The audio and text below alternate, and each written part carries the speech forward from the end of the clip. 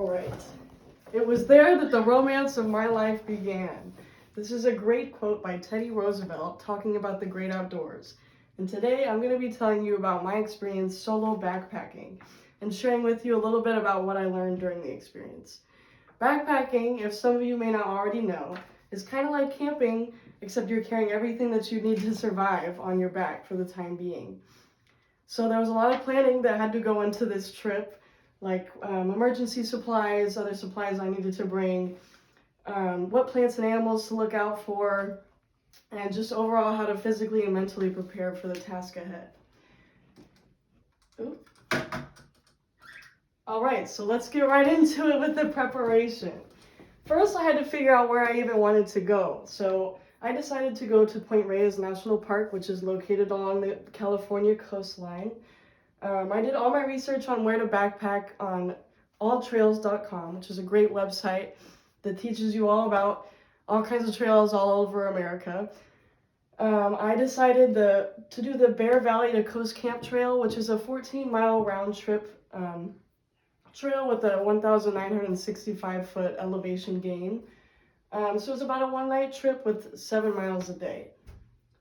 So now that I had my route, I had to now figure out what supplies I was going to bring, and I researched my backpacking list on rei.com.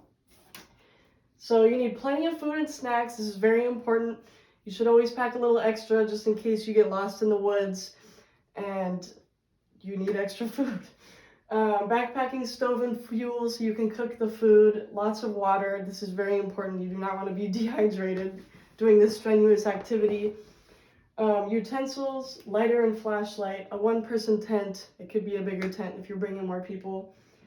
Sleeping pad, this is optional, but I don't like sleeping on the hard ground too much. Emergency supplies like Band-Aids, poison oak wash, antibacterial, clothes depending on the weather for wherever you're going, but it's best to pack light. Good hiking shoes and socks. This is the most important thing for me, which we will touch on later. A map of your route, a knife for safety, and it's just handy to have. Personal hygiene, toilet paper, and a bag to dispose of it in because littering is not nice. Stuff to keep you occupied in your downtime. This is especially important if you're going alone because you might go a little crazy if you have nothing to do.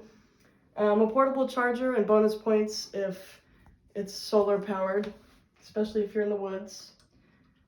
So now that I had my supplies, I had to now research my trail and figure out my safety plans. So an important part of backpacking is, of course, researching the trail. You need to figure out what kind of plants and animals that you're going to be witnessing and plan accordingly, because on my trail there was a lot of stinging nettles and poison oak, so I had to make sure I recognized those and was able to steer clear of them. Also, if there's bears or raccoons in your area, you need to make sure you have a bear canister so they do not eat all your food. Also, when solo backpacking, you should always be aware of your surroundings because that is very important to keep safe.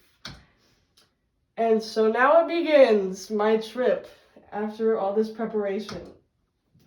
The trailhead. I picked up a map and I talked to the national park leaders about the trail, got a better grasp of what was going to be happening. The scenery was beautiful. There was not a lot of people on the trail. It took about the whole day to get there to my camp, which was about 5 to 6 hours. My back was absolutely killing me, and I could not feel my feet by the end of it. But it was very rewarding because I got to be on a beach all by myself. And here's some pictures from the trip. Here's my little tent, if you can see it.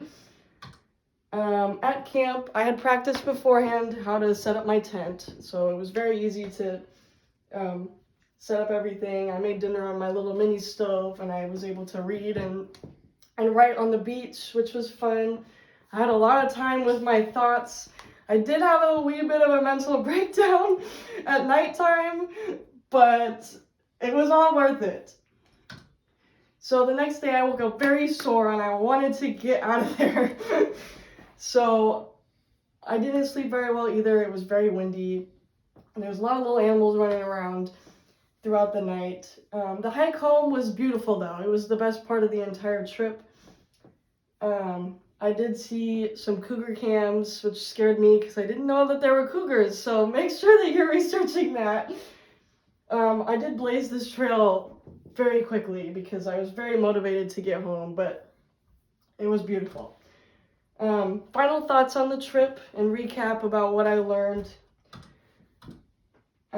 So the overall experience, there were some very stressful moments, but it was very much worth it in the end. I learned a lot about myself and was able to disconnect for a little while. I would definitely do it again, but maybe with the ability to have some service on my phone so I could keep in contact with people. And camping in itself is just very fun. All right, wrapping up, I believe everyone should go out into the outdoors and experience something like this. It's a great way to get in touch with yourself and with Mother Nature. Be sure to properly prepare beforehand. Wear good shoes. I lost both of my toenails after this trip. Safety is very important, especially when solo backpacking. But this experience was something that I will never forget, and I really hope that I have inspired you and informed you on how to stay safe and get out in the wilderness, because your mind and your body will thank you. Thank you, everyone, for joining me today. Right on.